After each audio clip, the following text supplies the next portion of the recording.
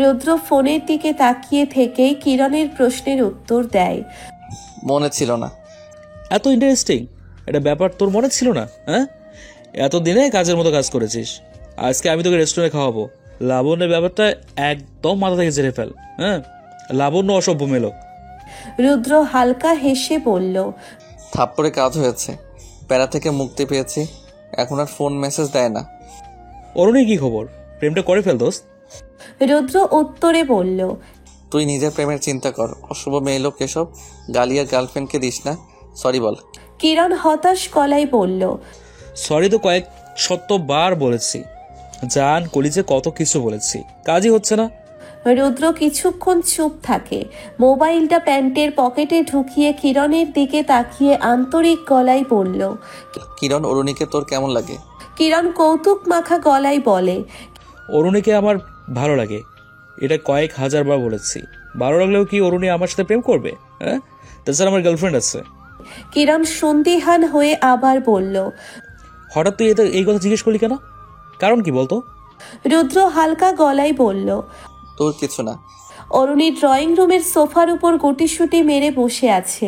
নিচের উপর তীব্র ক্ষোভ অরুণীর। রুদ্রের জন্যে এত পাগলামি আর হাস্যকর কাণ্ডের কথা ভেবে নিচের উপর এখন বিরক্ত হচ্ছে। এভাবে যদি প্রতিদিন ঘুম ভেঙেই রুদ্রের সাথে দেখা হয় তাহলে নিজেকে পরিবর্তন করার ব্যাপারটা কঠিন হয়ে যাবে। অরুণী কিছুক্ষণ পর সেলিনা আহমেদকে ডাকল। কয়েকবার ডাকার পর সেলিনা আহমেদ আসে। অরুণী বলে, আম্মা আমি বাড়িতে যাব। সেলিনা আহমেদ যেন একটু চমকালো, ভ্রুকুচকে তাকিয়ে জিজ্ঞেস করলো, বেড়াতে যাবি মানে? কোথায় বেড়াতে যাবি? হঠাৎ তোর বেড়াতে যেতে ইচ্ছা হলো কেন? অরুণীর মুখে বিরক্তির ছাপ, বলল, মেজো মামার বাসায় যাব। সেলিনা আহমেদ অরুণীর পাশে বসে চিন্তিত ভঙ্গিতে বলল, অরুণী তোর হয়েছে কি? তোর হাব ভাব মোটেও স্বাভাবিক মনে হচ্ছে না। বেড়াতে যাব, এতে অস্বাভাবিকের কি আছে বলো তো? অরুণীর মেজো মামা চাকরির সুবাদে পটুয়াখালী থাকে, আগে থাকতো যশোর। সেলিনা আহমেদ বলল, তোর মেজো মামা থাকে পটুয়াখালী? কত দূর তুই জানিস? কত বড় নদী পার করতে হবে? সেলিনা আহমেদ একটু থেমে আবার বলল, দরকার নেই যাওয়ার। অরুণী জোর গলায় বলল, দরকার আছে, আমার মন ভালো লাগছে না, কোথাও বেরিয়ে আসলে ঠিক হয়ে যাবে। সেলিনা আহমেদ বলল, এত কিছু আমি বুঝি না বাবু, তোর আব্বার কাছে বলিস।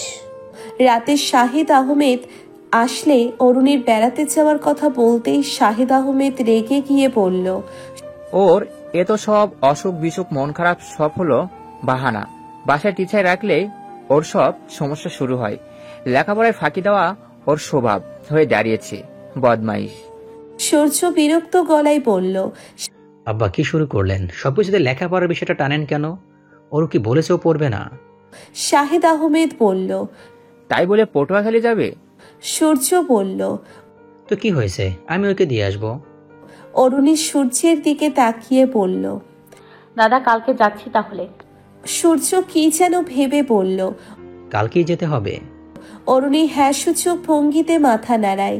রাতে অরুণীর ঘুম হচ্ছিল না, ফোনও ভেঙে ফেলেছে। বারবার রুদ্রের কথা মনে পড়ছে। সবকিছু ভুলতেই অরুণী এবার বেড়াতে যেতে চাচ্ছে। বেশ কয়েকদিন থাকবে পটুয়াখালী। মনের এক কোণে রুদ্রের প্রতি অভিমান অভিযোগটা এখনো রয়েছে। অরুণীর অপ্রবোধনীয় মনে রুদ্রের প্রতি মায়াটা আগের মতোই রয়েছে, এখন শুধু সেটা অপ্রকাশিত থাকে। এসব ভাবতে ভাবতে অরুণীর দীর্ঘ নিঃশ্বাস ফেলে। ছাদের এক কোণে দাঁড়িয়ে থাকে অরুণী। সূর্য অরুণীকে ওর রুমে খুঁজল, রুমে না পেয়ে ছাদের দিকে যেতে লাগলো। অরুণীর রাত বিরাতে ছাদে যাওয়ার স্বভাব আছে। সূর্য ছাদে গিয়ে অরুণীকে দেখে ডাকলো, অরু। অরুণী হকচকিয়ে উঠল, ভয় পেয়েছে বলল, দাদা তুমি? তোকে রুমে না পেয়ে ছাদে আসলাম। সূর্য একটু থেমে বলল, তোর সাথে জরুরি একটা কথা আছে। অরুণী ভীতি হয়ে গেল। কি কথা বলবে সূর্য? অরুণীর অবচেতন মনে শঙ্কা জাগছে রুদ্রের কথা বলবে। এই ভাবনাটা অরুণীর হাত পা শীতল করে দিল। অরুণী বলল, কি কথা দাদা, কি জরুরি কথা? সূর্য একটু ইতস্তত বোধ করছে কথাটা বলতে। অরুণী এবার ভয় না পেয়ে অবাক হলো।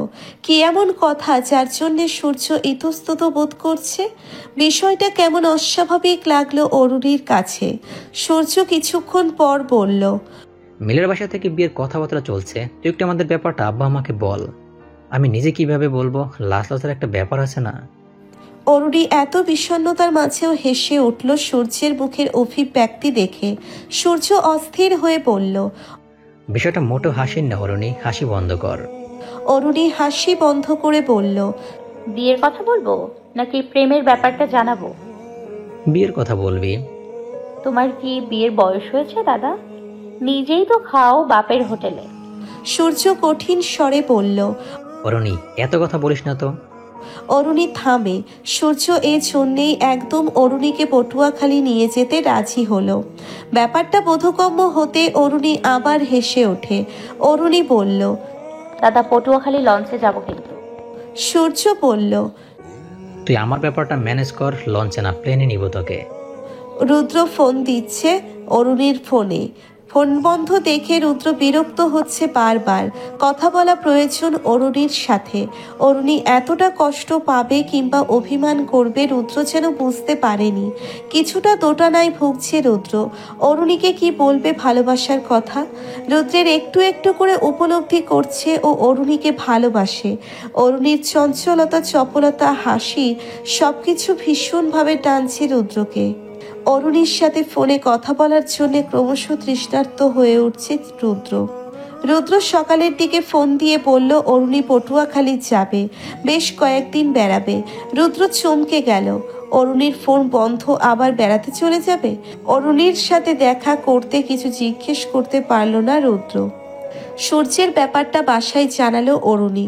অরুণীর ধারণা শাহিদ আহমেদ ভয়ঙ্কর প্রতিক্রিয়া করবে, কিন্তু অরুণীর ধারণা মিথ্যে করে দিয়ে শাহিদ আহমেদ ঠান্ডা মেজাজে বলল, আমি খোঁজ খবর নিয়ে ভেবে দেখব। অরুণী মোবাইল ভেঙে ফেলেছে শুনে সূর্য ফোন কিনে দেওয়ার কথা বললে অরুণী বলল, না দাদা, এখন ফোন লাগবে না, বেরিয়ে বাসায় এসে ফোন কিনবো। সন্ধ্যার দিকে পটুয়াখালীর উদ্দেশ্যে রওনা হলো অরুণী আর সূর্য। লঞ্চে যাবে। এই প্রথম লঞ্চে চড়ল অরুণী। মন জুড়ে অদ্ভুত এক শূন্যতা। রুদ্র নামক অনুভূতিটা ভুলতেই তো যাচ্ছে। অরুণী পটুয়াখালী গেছে 5-7 দিন হয়ে গেছে। রুদ্র নিয়ম করে অরুণীর ফোনে কল দেয়। রুদ্র কখনো ধারণা করতে পারেনি অরুণী এতটা অভিমান করতে পারে। যত দিন যাচ্ছে অরুণীর জন্য তত অস্থির হয়ে উঠছে রুদ্র। অরুণীর সাথে কথা বলা প্রয়োজন, ভীষণ প্রয়োজন। রুদ্র কিরণকে জরুরি তলব করলো। কিরণ আসতেই রুদ্র বলল, কিরণ পটুয়াখালী যাব। কিরণ চমকে গিয়ে বলল, পটুয়াখালী কেন? কি বলছিস? পটুয়াখালী তোর কি কাজ? অরুণী পটুয়াখালী গেছে 10-12 দিন হয়ে গেছে, ফোনেও পাওয়া যাচ্ছে না ওকে। মেয়েটা হঠাৎ এমন করলো কেন? কিসের এত অভিমান ওর? কিরণ চোখ বড় বড় করে তাকিয়ে আছে। রুদ্র আবার বলল, চল একটু পাগলামি করি, আজকেই যাব পটুয়াখালী। কিরণ রুদ্রের মুখের দিকে তাকিয়ে আছে বিস্ময় নিয়ে। কিছু মুহূর্ত পর বলল, রুদ্র, তুই ঠিক আছিস তো? রুদ্র কিরণের দিকে জিজ্ঞাসু দৃষ্টিতে তাকায়। কিরণ ফের চমকিত হয়ে জিজ্ঞেস করে, মানে তুই অরুণীর জন্য পটুয়াখালী যাবি? কিরণের মুখাবয়ব দেখে বোঝা যাচ্ছে ব্যাপারটা বিশ্বাস করতে বেশ বেগ পেহতে হচ্ছে তার। রুদ্রের স্বাভাবিক গলা, এত অবাক হচ্ছিস কেন? একদম এভাবে যোগাযোগ বন্ধ করে দেয়া অরুণীর ঠিক হলো? কিরণের বিস্ময় ভাবটা কিছু সময় বাদে কেটে যাওয়ার পর বিদ্রুপ করে বলে, আমি আগেই বলেছিলাম তুই অরুণীর প্রেমে পড়ে গেছিস। সময় থাকতে প্রেমটা করে ফেল, তখন শুধু তোর অঙ্গ জুড়ে ভাবের আগুন। হ্যাঁ, মেয়েটা বেশি পাগলামি করেছিল বলে পাত্রিসনি, এখন এত। রুদ্র কিরণকে থামিয়ে দিয়ে নাক মুখ কুচকায়। উফ, থাম তো তুই। কিরণ থামে। রুদ্র কিছুক্ষণ পর অস্থির গলায় আবার বলল, আমি কি বুঝেছি অরুণী এত রাগ করবে? আমার অভ্যাসে জড়িয়ে গেছে ও। এই কয়দিন ধরে আমি শুধু কিছু একটার অভাব বোধ করেছি। কিরণ রুদ্রকে উপহাস করে হাসল। রুদ্র ধমক দিয়ে ওঠে, বন্ধ কর তোর দাঁত কেলানি। কিরণের ধারণা সঠিক হওয়ায় কিরণ সগৌরবে বলে, আমি অনেকবার বলেছি অরুণের প্রেমে পড়ে গিয়েছিস তুই, মেয়েটার সাথে বেশি বাড়াবাড়ি করেছিস তুই। রুদ্র স্থির ভঙ্গিতে খাটের উপর বসল। এখন ওসব বাদ দে। কিরণ গা ছাড়া ভাব নিয়ে বলল। এসব আমি জানি না, আমি এসবে নেই। কিরণ ভাব নিস না তো, চল পটুয়াখালী, এখন চল। কিরণ হতভম্ব হয়ে তাকিয়ে জিজ্ঞেস করলো। রুদ্র, তুই পাগল হয়ে গিয়েছিস? হ্যাঁ, সত্যি যাবে পটুয়াখালী? রুদ্র চড়া মেজাজ নিয়ে বলে। তোর সাথে আমি ইয়ার্কি মারছি? রুদ্রের ভাবভঙ্গিমা দেখে কিরণ বুঝতে পারল বিষয়টা। কিরণও সিরিয়াস হয়ে বলল। সময়ের কাজ সময় না করলে যা হয় আর কি। কিরণ একটু থেমে ব্যঙ্গস্বরে আবার বলে। গিয়ে কি বলবি অরুণীকে? ভালোবাসার কথা বলবি? এত ভাব নিয়েছিস, এখন লজ্জা করবে না? রুদ্র অধৈর্য হয়ে কিরণের এত প্রশ্নে। কিরণ থামবি তুই? কিরণ সহজ গলায় বলল। হ্যাঁ, আমার তো থামা উচিত। আচ্ছা, থামলাম। রুদ্র অস্ফুট স্বরে তীব্র রাগে বিড়বিড় করে। অরুণীকে সামনে পাইলে 2টা চড় দিব, ফাজিল মেয়ে, মাথা ভরা গোবর। কিরণ আবার বিদ্রুপ ভাব নিয়ে তাকায় রুদ্রের দিকে, তারপর রুদ্রকে উদ্দেশ্য করে বলে। আচ্ছা, পটুয়াখালী গেলে কি হবে? অরুণী তোর মামার বাসায়, তুই ওখানে যাবি কিভাবে? পটুয়াখালী কিভাবে যায় তাও তো জানিস না। রুদ্র খাটে হেলান দিয়ে সিগারেট ধরিয়ে বলল। তোর এসব নিয়ে চিন্তা করা লাগবে না, ভাইয়ার কাছ থেকে বাসার ঠিকানা নিয়েছি। আর পটুয়াখালী যাওয়ার জন্য গুগল তো আছেই। এই যুগেও কিভাবে পটুয়াখালী যাবে সেই চিন্তা করিস? ও হ্যাঁ, গুগল ম্যাপ তো আছেই। তানভীর ভাই জানে এসব? তুই ঠিকানা কেন জিজ্ঞেস করছিস জানতে চাইনি? মাথা খারাপ, এসব ভাইয়াকে বলবো? অন্য এক প্রসঙ্গে জেনে নিয়েছে, এগুলো কি বলেছি নাকি? কিরণ চিন্তান্বিত হয়ে জানতে চায়। তুই তো অরুণীর মামার বাসায় কিভাবে যাবি? বুঝতেছি না কিছু। রুদ্র সিগারেটের উচ্ছিষ্ট অংশটা ফেলে উঠে বসলো, বলল। ভাইয়াকে বলেছি পটুয়াখালীতে এক ফ্রেন্ডের বাসায় যাবো। এই প্রসঙ্গে ভাইয়া বললো তার চাচা শ্বশুরও পটুয়াখালীতে থাকে। আমিও ঠিকানাটা জিজ্ঞেস করে নিলাম। আমি তো জানি পটুয়াখালীর কথা বললেই ভাইয়া তার চাচা শ্বশুরের কথা বলবে। আমরা দরকার হলে পটুয়াখালী গিয়ে একদিন হোটেলে থাকবো, তারপর ভাইয়ার শ্বশুরের বাসার কাছে বা অফিসের কাছে যাব। তাদের বাসার সবাই আমায় চিনে, অমায়িক মানুষ বুঝলি। একবার তাদের সাথে দেখা হলে ছাড়তেই চাইবে না। তাদের বাসার যে কারো সামনে পড়তে হবে, মানে ব্যাপারটা এমন হতে হবে যে আমরা হঠাৎ করে তাদের সামনে পড়েছি। আর যদি এসবে কাজ না হয় তাহলে ভাইয়াকে বলবে একটা সমস্যা হয়ে গেছে, থাকার জায়গা লাগবে 2 দিনের জন্য। তখন ভাইয়াই তার চাচা শ্বশুরকে বলবে। কিরণ চোখ বড় বড় করে তাকিয়ে আছে রুদ্রের দিকে, অবাক গলায় বিড়বিড় করে বলল। এত পরিকল্পনা, কিন্তু লঞ্চ তো সন্ধ্যায়। তুই এখন কিভাবে যাবি? আর ঢাকা থেকে পটুয়াখালী গাড়িতে যাওয়া ভোগান্তির ব্যাপার। লঞ্চে শান্তিতে যাওয়া যাবে। রুদ্র কিরণের কথায় সাই দিয়ে বলল।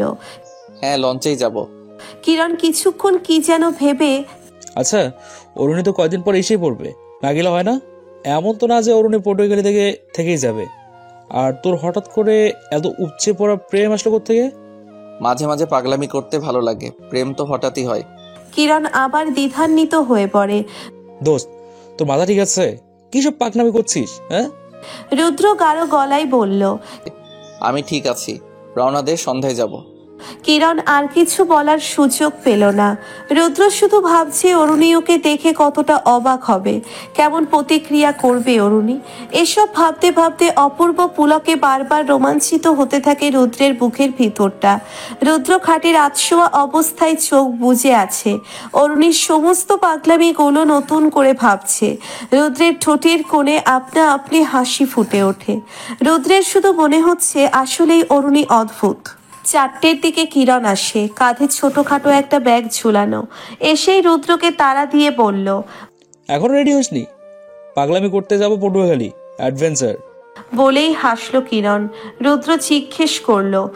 এত তাড়াতাড়ি বের হব? সদরঘাট যেতে সময় লাগবে না?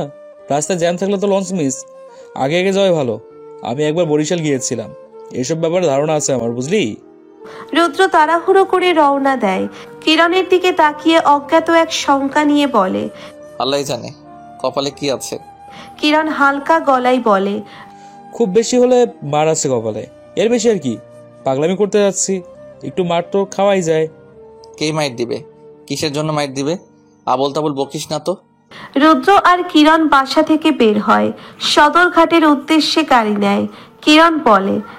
দোস্ত, অরুণী তোকে দেখেও অজ্ঞান হয়ে যেতে পারে। আর যদি কোনো রকম হার্ট সমস্যা থাকে তাহলে নিশ্চিত হার্ট অ্যাটাক করবে। রুদ্র হাসলো কিরণের কথা শুনে। সন্ধ্যার দিকে লঞ্চ ছাড়লো। কিরণ কিছুটা শঙ্কিত হয়ে বলল। আমরা কি থাকবো কোথায় বলতো? রুদ্র বেশ বিরক্ত হয়ে বলল। কিরণ, তুই কি ছোট বাচ্চা? হারিয়ে যাবি? হারিয়ে গেলে আমার গার্লফ্রেন্ড আমায় গালাগালি করবে তো? কিরণের কণ্ঠে হালকা কৌতুক। হো হো করে হেসে উঠল। রুদ্র লঞ্চের ছাদে দাঁড়িয়ে নদীর দিকে তাকিয়ে আছে। নদীর কোনো কুল কিনারা নেই। কি অদ্ভুত সুন্দর একটা পরিবেশ। শীতল বাতাস বয়ে যাচ্ছে। রুদ্র এই মোহময় পরিবেশে মোহিত হয়ে তাকিয়ে আছে। চারিদিকে মানুষের শোরগোল। রুদ্র নিবিষ্ট হয়ে অরুণীর কথা ভাবছে। অরুণীর ফোনটা এখনো বন্ধ। রুদ্র বিরক্ততে নাকমুখ কুঁচকে ফেলে। রুদ্র ফোনের দিক থেকে মুখ না তুলেই কিরণের উদ্দেশ্যে বলল, কিরণ, ভাইয়ার কাছে ফোন দিয়ে বলি যে পটুয়াখালী যাচ্ছি, থাকার জায়গা দরকার, এটাই ভালো হবে, ওসব ঝামেলা হয়ে যায়। কিরণ নীলার সাথে কথা বলছে ফোনে। কানের কাছ থেকে ফোনটা সরিয়ে বলল। তোর ইচ্ছে। কিরণ কথা বলতে ব্যস্ত হয়ে গেল আবার। রুদ্র তানভীরকে ফোন দিয়ে বলল। তানভীর বলল। আচ্ছা, আমি তোকে একটু পরে ফোন দিচ্ছি। তানভীর কিছুক্ষণ পর আবার ফোন দিয়ে হেসে বলল, নিম্মি চাষায় লোক পাঠাবে লঞ্চ ঘাটে তোমাকে নিতে। খুব আন্তরিক মানুষ। রুদ্র স্বস্তি পেল। তানভীর আবার জিজ্ঞেস করলো, তুই তো বলি তোর বন্ধুর বাসায় যাবি, হঠাৎ কি হলো? একটু ঝামেলা হয়েছে। রুদ্র ফোন রাখে। সকালের দিকে লঞ্চ পটুয়াখালী পৌঁছায়। অরুণীর মামা বাসার কাজের লোক পাঠিয়েছে লঞ্চঘাট কিরণ আর রুদ্রকে নেওয়ার জন্য। লঞ্চঘাট থেকে ট্যাক্সি নিল অরুণীর মামার বাসার উদ্দেশ্যে। অরুণীর মামা নুরুল উদ্দিন থাকে পটুয়াখালী শহরে। ট্যাক্সি মিনিট 5 চলার পর রুদ্র কাজের ছেলেটাকে প্রশ্ন করে, যেতে কতক্ষণ লাগবে? 10 হয়েছে না বুঝি? কিরণের গলায় খানিক কৌতুকের স্বর। কথাটা বলেই হাসল কিরণ। বিয়া করতে যাচ্ছি আমি না, একটু পর বাসর, তাই আমার তর্স হয়েছে না। দুইজনের তর্কাতর্কির জন্য কাজের ছেলেটা আর কথা বলার সুযোগ পেল না। ছেলেটার বয়স 13-14 হবে। গায়ের রং তামাটে, পরনের শার্ট প্যান্ট মলিন, পায়ের জুতা জোড়ারও ধুলাবালিতে বিবর্ণ। নাম সোলেমান। কিরণের সাথে তর্কাতর্কি শেষ হলে রুদ্র সোলেমানকে ফের প্রশ্ন করে, আর কতক্ষণ লাগবে যেতে? সোলেমান এক ঝলকে হেসে উত্তর দেয়। রুদ্রকে দেখে অরুণীর প্রতিক্রিয়া কেমন হবে ভাবতেই রুদ্রের মন উথাল পাথাল উত্তেজনায় মেতে ওঠে। অরুণীর জন্য পটুয়াখালী এসে পড়ল। নিজের এই পাগলামির কথা ভেবে মনে মনে হাসল রুদ্র। হঠাৎ রুদ্র ভ্রুকুচকে ফেলল, যেন মহা দুশ্চিন্তায় পড়ল। অরুণী কি জেনেছে রুদ্র নুরুল উদ্দিনের বাসায় যাবে? কিরণকে ডাকলো। এই কিরণ। রাতে লঞ্চে তেমন ঘুম হয়নি কিরণের। কিরণ হলো ঘুমকাতুরে মানুষ। ট্যাক্সিতে বসে ঘুম চড়ানো চোখে চিমুচ্ছে। রুদ্র কিরণের পিঠে চাপড় দিয়ে বলল, আরে ভাই, কি শুরু করলি তুই? ট্যাক্সিতে বসে ঘুমাচ্ছিস? কিরণ ঘুম লেগে আসা চোখ দুটো টেনে টেনে মেলল। আল্লাহ বলে হাই তুলে লম্বাটে হাত দুটো টেনে বিড়বিড় করে বলল, কি রাগিস কেন? ঘুমা ঘুমা, হঠাৎ দেখবি ট্যাক্সির ঝাঁকুনিতে ট্যাক্সি থেকে পড়ে রাস্তায় চিৎপটাং হয়ে আছিস। কিরণের টনক নড়ল, সোজা হয়ে বসল। গায়ের শার্টটা কুঁচকে ছিল খানিক, সেটাকে ঠিক করতে লাগলো। রাতে তো ভাইয়া ফোন দিয়ে অরুণীর মামাকে জানিয়েছে আমরা যাব তার বাসায়। সকালে আবার আমাদের নিতে মানুষ পাঠালো। অরুণী তো তাহলে আগে থেকে নিশ্চয়ই জেনে গেছে।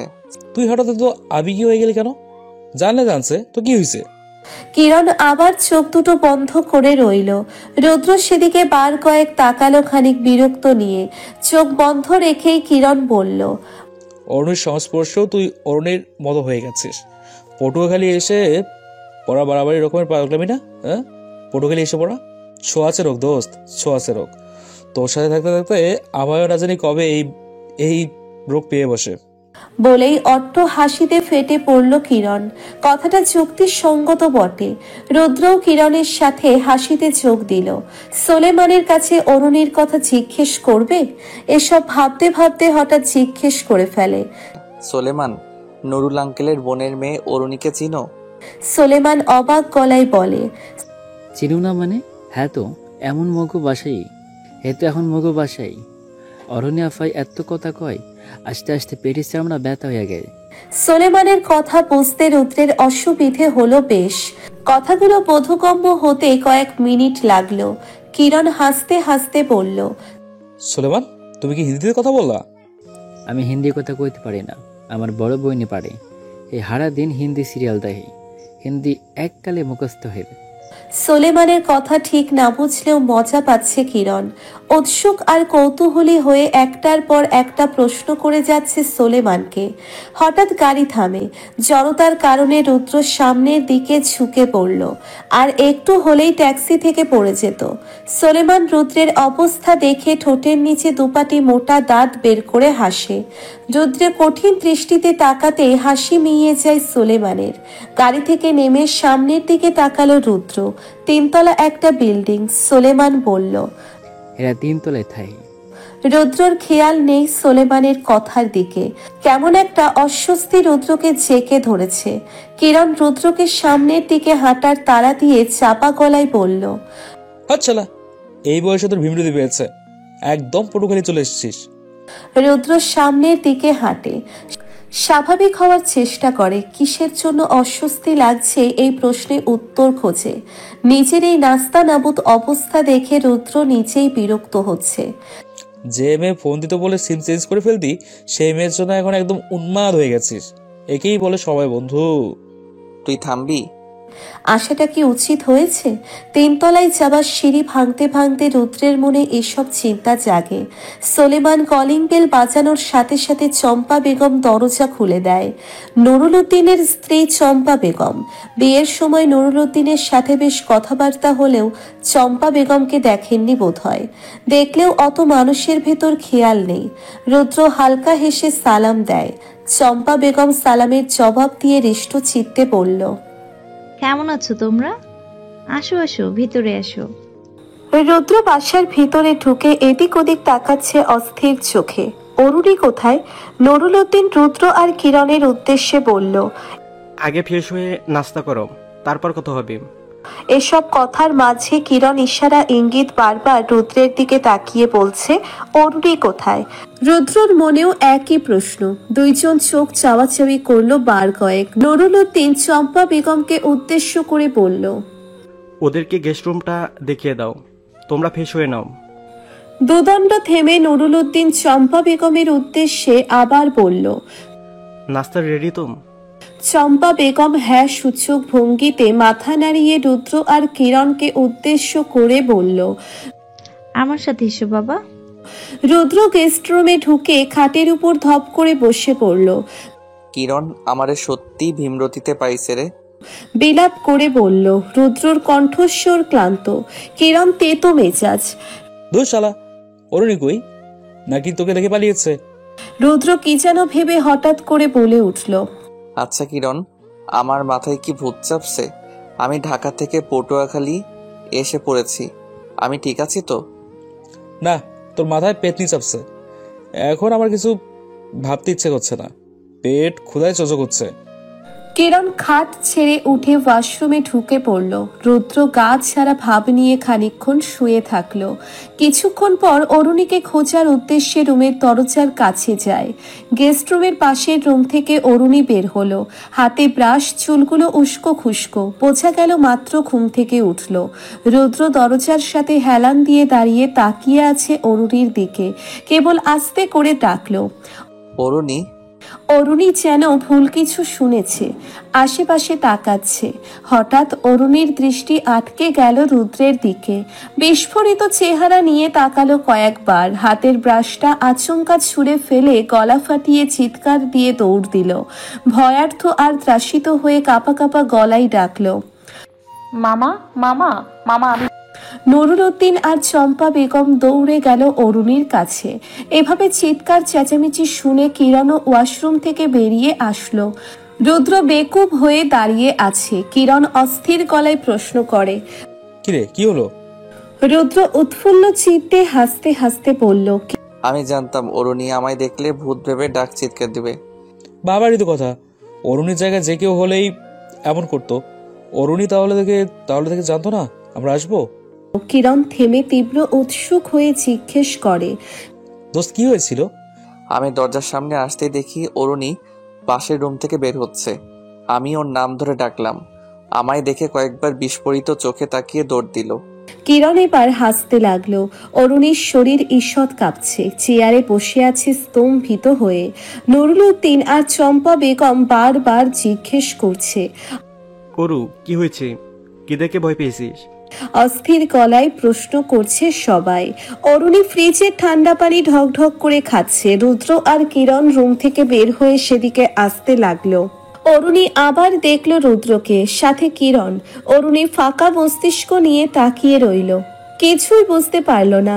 অস্ফুট স্বরে নুরুল উদ্দিনের দিকে তাকিয়ে বলল, মামা আমি যা দেখেছি তোমরাও কি তা দেখো? নুরুল উদ্দিন আর চম্পা বেগম দুইজনের দিকে তাকালো। চম্পা বেগম চিন্তিত মুখে বলল, পেতনি ভর করেছে নাকি? রুদ্র আর কিরণকে দেখে নুরুল উদ্দিন অরুণীর প্রসঙ্গটা থেকে বেরিয়ে এসে বলল, চম্পা, ওদের নাস্তা দাও। অরুণীর মূর্তির ন্যায় ঠাই বসে রইল। রুদ্র অরুণীর দিকে তাকিয়ে হাসল, স্বাভাবিক গলায় জিজ্ঞেস করল, অরুণী কেমন আছো? অরুণী কিছু বলতে গিয়েও গিলে ফেলল। রুদ্র এখানে কেন? স্বপ্ন এসব? চম্পা বেগম কিছুটা বিরক্ত হয়ে অরুণীর উদ্দেশ্যে বলল, আরে অরুণী, হয়েছেটা কি তোর? কথা বলবি না কেন? রুদ্র কি চিনিস না? আরে নিম্মি দেবর। কিরণকে দেখিয়ে চম্পা বেগম ফের বলল, ও হচ্ছে কিরণ, রুদ্রের বন্ধু। অরুণী অদ্ভুত দৃষ্টিতে তাকিয়ে রইল। নিজের গায়ে নিজে ঝরে ঝরে চিমটি কাটতে লাগলো। আস্তে করে বলল, চিনি। রুদ্র হেসে বলল, চিনবে না কেন? আমি তো ওকে পড়াই। নুরুল উদ্দিন অবাক গলায় বলল, তাহলে তো আমাদের থেকেও ভালো পরিচয়। রুদ্র মাথা নাড়ে। কিরণ রুদ্রের দিকে তাকিয়ে ইশারা ইঙ্গিতে কৌতুক করছে। নুরুল উদ্দিন অরুণীর দিকে তাকিয়ে অধৈর্য হয়ে বলল, কি হয়েছে বলবি তো? চিৎকার দিলি কেন? অরুণী উত্তর দিল না। চম্পা বেগম বলল, অরু যা ফ্রেশ হয়ে আয়। অরুণী অতি কষ্টে নিজেকে সংযত করে। চোখে মুখে অবিশ্বাসের রশ্মি বিচ্যুত হতে লাগলো। রুদ্রের দিকে তাকিয়ে প্রশ্ন করে, রুদ্র ভাইয়া আপনি এখানে?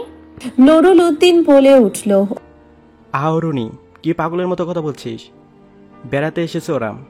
অরুণীর অপ্রতিভ কণ্ঠস্বর। তা তো বুঝলাম, কিন্তু এভাবে হঠাৎ? মানুষ কি 3 দিন আগে চিঠিপত্র লিখে ঢাকঢোল বাজিয়ে বেড়াতে আসে? অরুণী ওয়াশরুমে গিয়ে মাথায় পানি দিতে লাগলো। কয়েক মিনিট ধরে মাথায় পানি দিল। অরুণীর মামাতো বোন আরিফা এখনো ঘুমাচ্ছে। অরুণী ওয়াশরুম থেকে বের হয়ে আরিফাকে ডেকে তোলে। অদ্ভুত এক প্রশ্ন করে বসে, আরিফা আমি কি এখনো ঘুমাচ্ছি? সকাল বেলার সুমধুর ঘুম ভাঙিয়ে এমন অবান্তর প্রশ্ন করায় আরিফা তীব্র বিরক্ত হয়ে তাকায়। অরুণী ধাতস্থ হলো কিছুক্ষণ পর। বুঝতে পারলো এসব স্বপ্ন না, সত্যিই এসেছে রুদ্র। অরুণীর বুকের ভিতর চিনচিনে ব্যথা হতে লাগলো। বিষণ্ণ মুখে দীর্ঘ নিঃশ্বাস ফেললো। এখানে এসেছে সবকিছু ভুলে যেতে, কিন্তু এখন কি হলো?